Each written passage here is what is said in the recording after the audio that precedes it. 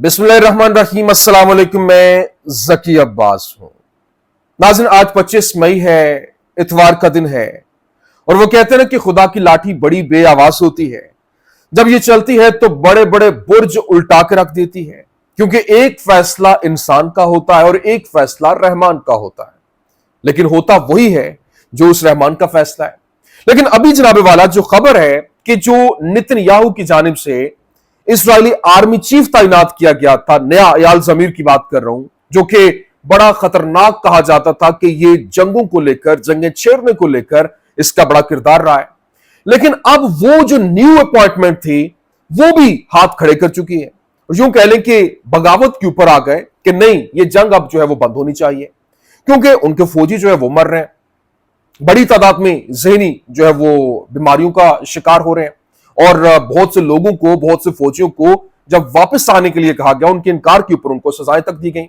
इस तरह से 2 दिन पहले मैंने डिटेल्ड व्लॉग आपके सामने रखा था कि जो इनके फौजी हैं, रिजर्व फौजी, वो वापस आने से इनकारी हैं।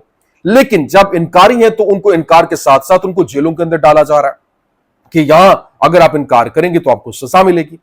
तो अब ये पूरी की पूरी मूवमेंट कैसे चली, जिसने पूरे के पूरे सिनेरियो को बदल के रख दिया। और फिर नेतन्याहू के साथ साथ जो इनकी ऑपोजिशन है और फिर जो साबिक वज़राए आजम है, वो भी उठ के खड़े हो गए और वो अपनी फौज के साथ मुकम्मल तौर पर इजहार यकजहती करते हुए दिखाई दे। और नेतन्याहू के गिर्द जो घेरा है वो मजीद तंग होता दिखाई दे रहा है। कैसे, ये आपके सामने रखना है।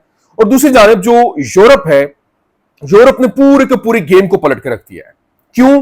क्योंकि यूरोप की जानिब से पहले तो कुछ फैसले जो है वो सामने आ रहे थे और पुश कर रहे थे कि जंग बंद होनी चाहिए।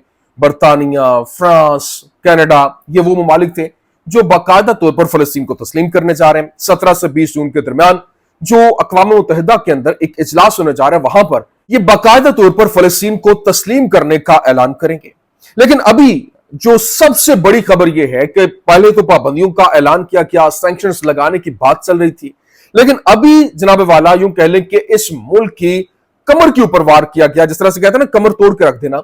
अब जो 17 ममालिक हैं, यूरोपीय ममालिक, उनकी जानिब से बाकायदा तौर पर जो मिलिट्री डील्स हैं वो खत्म कर दी गई हैं, जो असला डील्स हैं वो खत्म कर दी गई हैं, पाबंदियों का ऐलान कर दिया गया है। जिसके बाद इस वक्त जो इस्राइल के अंदर भरपूर तरीके से जो इनकी ऑपोजिशन जमाते हैं, वो साथ साथ जितने भी उनके वज़राए आज़म, साबिक वज़राए आज़म और फिर इनके जो मौजूदा रहनुमा है, वो नेतन्याहू को आड़े हाथों ले रहे हैं। और फिर अमेरिका से भी प्रेशर आना शुरू हो गया है, जिसने पूरे के पूरे सिनेरियो को बदल के रख दिया। कैसे, ये आपके सामने रखना। और फिर यमन जो है, यमन की जानिब से इजराइल के ऊपर 8 हाइपरसोनिक मिसाइल जो है वो दागे गए, 8 हाइपरसोनिक मिसाइल हमले किए गए, जिसमें लोड एयरपोर्ट जो है वो इसमें निशाना बना है। और इस हवाले से बाकायदा तौर पर उन्होंने डिटेल अपने हमलों की तफसील जो है वो भी जारी की कि कैसे उन्होंने ये हमले किए। तमाम तर डिटेल्स वन बाय वन आपके सामने रखते हैं। अच्छा नाज़रीन, सबसे पहले मैं आपको बता दूं, देखें इस वक्त जो हालात हैं वो बहुत तेजी के साथ तब्दील हो रहे हैं।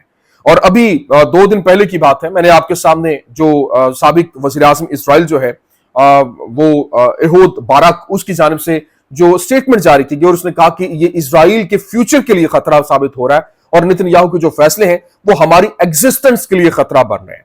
अभी फाइनेंशियल टाइम्स की जानिब से एक आर्टिकल पब्लिश किया गया जिसने पूरे के पूरे सिनेरियो को तब्दील करके रख दिया और बताया गया कि कैसे ये खेल जो है वो उल्टा इनके गले पड़ रहा है। और यहां पर अगर यही खेल खेलते रहे और मामला इसी तरह से आगे लेकर चलते रहे तो फिर जो सालमियत है, मुल्क की सालमियत, वो खतरे में पड़ जाएगी। क्योंकि नेतन्याहू के हवाले से कहा गया है कि वो अपनी जो सेफ्टी के लिए, अपनी हुकूमत बचाने के लिए, और जो 7 अक्टूबर का मामला बना उसके बाद वो अपने आप को सेफ शेल्टर प्रोवाइड करने के लिए सब कुछ कर रहा है, दोबारा से हमले कर रहा है। और यहां तक कि ये दोबारा जो हमले करना और जंग मुसल्लत करना, जो फलस्तीनियों की डिस्प्लेसमेंट है वो अगर होना, उसके बाद वहां पर जो सेटलमेंट है, न्यू सेटलमेंट्स, न्यू सेटलर्स को वहां पर आबाद करने का जो प्लान है वो कभी भी शर्मिंदा ताबीर नहीं होगा। ये फाइनेंशियल टाइम्स के अंदर उनके साबिक वज़ीर आज़म जो है वो डिटेल्ड के अंदर बता रहे हैं कि कैसे कैसे ये सारे के सारा खेल खेला जा रहा है। और इनके जो वज़ीर आज़म है, इनके जितने भी जो साबिक वज़ीर आज़म और फिर जो चीफ्स हैं और फिर इनकी जो इंटेलिजेंस चीफ हैं, इनके सरबराहान फौज के, वो भी इसको एंडोर्स करते हुए दिखाई दे रहे हैं कि ये जंग बंद होनी चाहिए, क्योंकि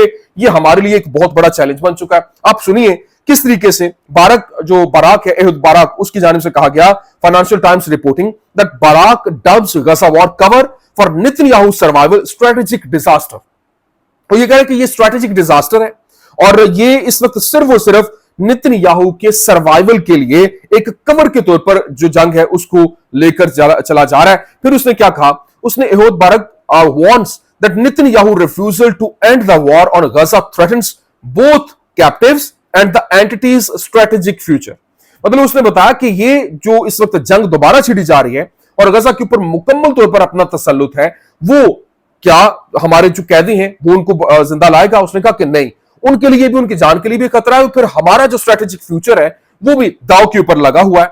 ना सिर्फ ये बल्कि मजीद उसने बात करते हुए कहा कि ये जो एक पूरे का पूरा सिनेरियो है, इसमें अगर हमारे जो कैप्टिव्स हैं, जो हमारे कैदी हैं, उनकी डील नहीं होती और ये हमारे नेशनल इंटरेस्ट के खिलाफ भी है, और ना सिर्फ ये बल्कि रीजनल जो डिप्लोमेसी है वो हमारे लिए एक वबाले जान बन जाएगी, क्योंकि हम सऊदी अरेबिया के साथ बाकायदा तौर पर अपने ताल्लुकात को नॉर्मलाइज करना चाह रहे हैं। और इसको लेकर अगर हम एक स्ट्रेटेजिकली मूव खेलें, पॉलिटिकल गेम करें और जो सेटलमेंट्स हैं उनको उस तरह से ना करें, जंग बंद कर दें, तो हमारे सऊदी अरेबिया के साथ ताल्लुकात बन जाएंगे। मिडिल ईस्ट में हम अपनी दोबारा से खोई हुई साख जो है वो बहाल कर लेंगे। लेकिन ये हमारे लिए एक बहुत बड़ा चैलेंज बन जाएगा। क्यों? क्योंकि अगर यही रहता है तो हमारा मुल्क जो है वो यूं कह लें कि खतरे के ऊपर है और इसकी सालमियत खतरे में है। क्यों? क्योंकि इस वक्त हमारे साथ जो इंडिया, मिडिल और ईस्ट यूरोप जो है इकोनॉमिक कॉरिडोर जो बनने जा रहा है, हम उसके अंदर पार्टिसिपेट भी नहीं कर पाएंगे। आप अंदाजा कीजिए, उसने कहा Netanyahu's coalition politics undermine peace prospects. उसने कहा कि जो इस वक्त हमारी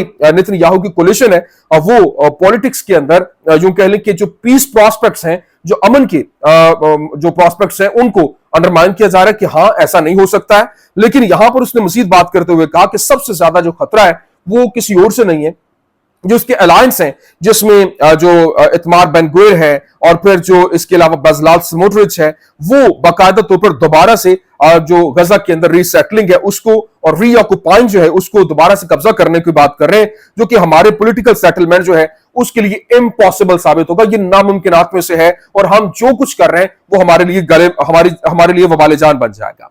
लेकिन मजीद उसने ये बात की, उसने कहा कि इस वक्त जो सिनेरियो है, अब देखें कि उसने नेतन्याहू को वार्न किया। उसने कहा नेतन्याहू जो है वो अपने पॉलिटिकल कॉन्सिक्वेंसेस के ऊपर कोई कॉम्प्रोमाइज करने से खौफजदा है। क्यों? क्योंकि उसको पता है कि पोटेंशियल कोलैप्स जो है वो हो जाएगा और उसकी गवर्नमेंट जो है वो कोलैप्स कर जाएगी, गिर जाएगी। क्यों? क्योंकि जो दोबारा से अगर जो यहां पर इंक्वायरी होना शुरू हो जाएगी 7 अक्टूबर के ऊपर, केसेस दोबारा से ओपन हो जाएंगे और उसका बहुत ज्यादा नुकसान हो जाएगा, जिसके बदले में वो इससे बड़ा नुकसान मुल्क को दांव के ऊपर लगाकर कर रहा है। अभी आप अंदाजा कीजिए, उसने जो एहोद बारक की जानिब से मजीद कहा क्या, उसने कहा कि अब जो इस वक्त ग्लोबल पेशेंस है वो रनिंग थिन, मतलब वो इस वक्त मुकम्मल तौर पर खत्म होती दिखाई दे रही है। जबकि हमारे जो अलायंस थे, यूके है, फ्रांस है और इसके अलावा जो है वो कनाडा है, दीगर जो जर्मनी है, जितने भी यूरोपियन कंट्रीज थे वो अब हमारे खिलाफ हो चुके हैं, जिसकी वजह से हमारे लिए मजीद मुश्किलात पैदा होती हुई दिखाई दे रही हैं। लेकिन यहां जो इंपॉर्टेंट चीज ये है कि उसने कहा कि इस वक्त बाराक ने इल्जाम आयद किया, उसने कहा कि इस वक्त करंट क्राइसिस जो है वो नेतन्याहू की पॉलिटिकल मोटिव्स हैं और इस वक्त जो स्ट्रेटेजिक मिसकैलकुलेशन की वजह से जो उसने सारे के सारे फैसले किए वो हमारे गले पड़ते हुए दिखाई दे रहे हैं। और ना सिर्फ ये बल्कि उसने ये भी कहा कि इस वक्त जो हेनरी किसिंजर है या फिर वो जिन्होंने ये सारे के सारा एक प्लान तरतीब दिया था, अब वो सारी की सारी गेम हमारे ऊपर आती दिखाई दे रही है और ये हमारे मुल्क के लिए, हमारी सालमियत के लिए, हमारी फौज के लिए, हमारी अवाम के लिए, हमारे कैदियों के लिए एक बहुत बड़ा चैलेंज जो है वो बनता हुआ दिखाई दे रहा है। लेकिन यहां पर जो इंपॉर्टेंट चीज है वो ये है कि इस वक्त इनके फौजी जो है वो खड़े हो गए और बाकायदा तौर पर फौज के अंदर पहले तो फौजी जो इनके रिजर्व फौजी हैं वो वापस आने से इनकारी थे, जंग में शामिल होने से इनकारी थे। अब बाकायदा तौर पर जो इनका जो आर्मी चीफ है उसकी जानिब से जो खबर आई है उसने सबको हिला के रख दिया। क्यों? क्योंकि चैनल 12 ने रिपोर्ट किया, channel 12 citing the Israeli chief of staff, there is consensus within the security services on the possibility of reaching an agreement to release the hostages। मतलब उसने कहा कि हमारे पास इस वक्त तमाम तर जो चीफ्स हैं, जितने भी इंटेलिजेंस चीफ्स हैं और जितने भी सिक्योरिटी सर्विसेज के चीफ्स हैं, वो इस इत्तेफाक के ऊपर पहुंचे हैं कि एग्रीमेंट होना चाहिए, जंगबंदी होनी चाहिए, होस्टेजेस को वापस लाना चाहिए, इसके अलावा और कोई ऑप्शन भी नहीं है। तो आप अंदाजा करें कि इनके जो अपने रहनुमा है, जो अपने जो यूं कह लें कि सबसे बड़ी तगड़ी कमांड फौज को लेकर करने वाला, वो ही ये कह रहा है कि अब मजीद जंग नहीं होनी चाहिए, जंगबंदी होनी चाहिए और अग्रीमेंट होना चाहिए।